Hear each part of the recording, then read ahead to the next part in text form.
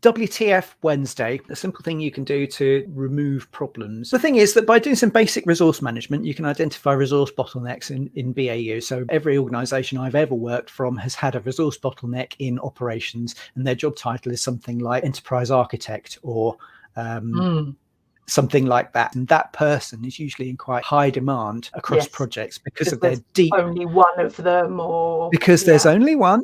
Because of their deep operational knowledge of the organization, their deep understanding of how things interconnect, how they interact. But that sort of person is probably called for across many projects, often at the requirement stage and the design stage. And they're frequently stretched very, very thin indeed. So implementing even a basic, simplistic resource demand management approach or system is a benefit that a PMO can bring to an organization, and they can give you maybe a view, say 3 months ahead, 6 months ahead, to say in September, in October, whatever it is, that person is going to be in high demand. So we can either make sure that they have a deputy, or we can maybe resequence projects a little to spread some of the demand, so that person's time is spread out more evenly, leveled. Something simplistic there that I also find people don't think of with those kind of people, those kind of single points of failure, is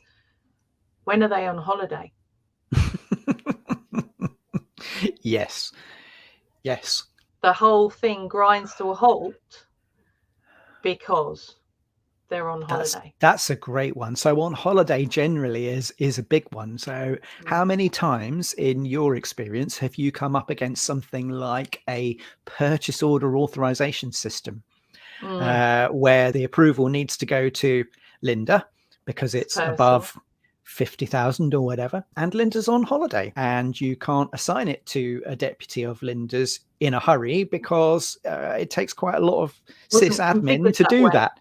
No, it wasn't configured that way. The only thing you can do is bump it upwards to the great big cheese, whose attention you don't necessarily want to draw to the fact that you're having a 50,000 or whatever it is purchase order approved. They'd only really want to be bothered with the super big ones above 250 or whatever their limit is. It's generally giving some thought to the potential single points of failure that you can come across, and having a plan for those. What will we do if? Having that overview of, we've got a pinch point there.